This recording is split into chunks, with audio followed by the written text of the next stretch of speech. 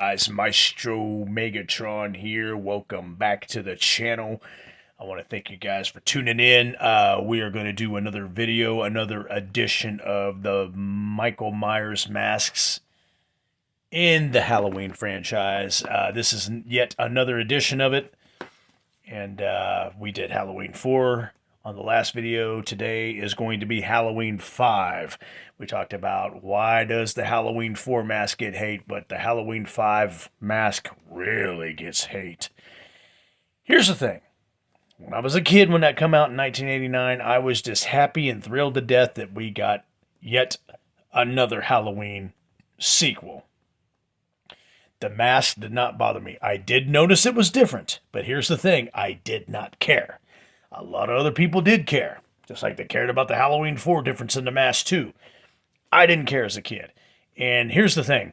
The thing about the Halloween 5 mask is it is intense and angry, and it looks brutal. The expression on the face, he looks mean, and that matches up really good with the fact that he is brutal.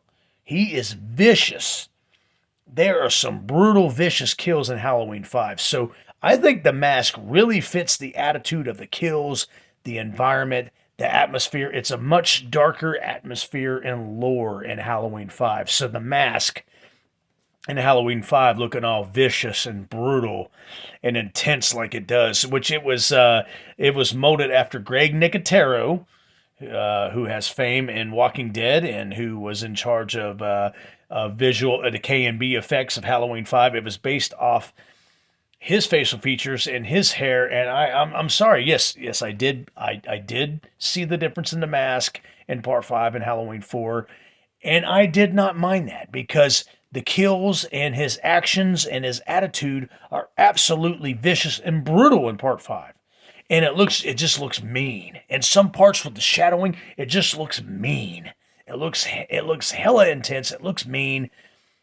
I did not care about the difference in the mask because Halloween 5 was just a brutal movie. Rachel dies.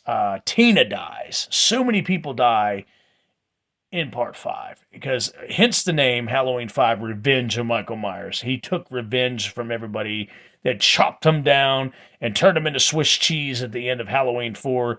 So that is to be expected. So the difference in the mask, it looking mean.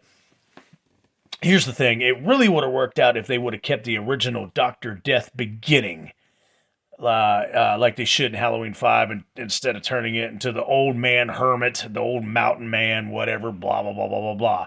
It really would have made more sense if they kept the Dr. Death beginning in, where Michael actually did die. He succumbed to all the bullet holes and the gunshot holes and all the everything else they threw at him.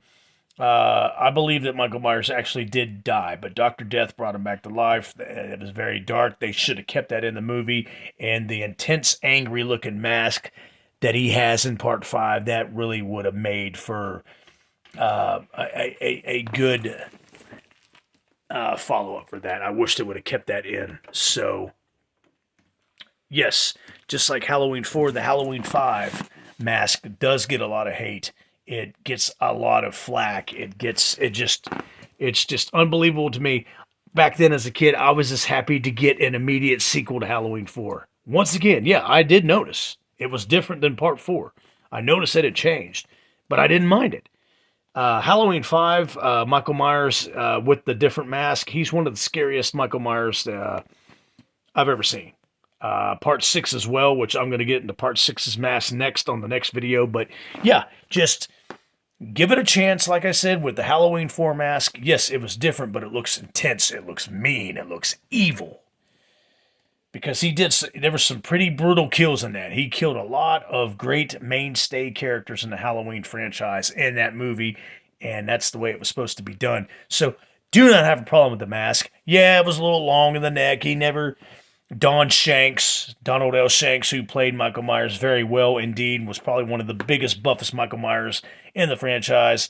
He didn't put his collar up in the coveralls like the past Michael Myers portrayals have done, but so it left the long neck extended part of the mask into the movie, but I didn't mind that either. I think it's totally freaking ridiculous that everybody brings that up too. Just get over it. Enjoy the movies, like I said about part 4 as well in the last video. Enjoy them for what they are. Part 5, don't have a problem with it. Did I notice it was different? Sure. Is it the best mask? Absolutely not. But it did fit the flow and the attitude and the atmosphere of Halloween 5, The Revenge of Michael Myers. So there you go. Welcome back to, like I said, thanks for coming back to the next edition of the Halloween movie mask critique. I will be back once again with Halloween 6 next time, but hope you guys enjoyed the video. If you liked the video, please like it. If you really love the video, please subscribe. The Maestro Megatron's always here for you, especially when it comes to Halloween. Thank you guys so much for being here. I'll see you next time. Take care.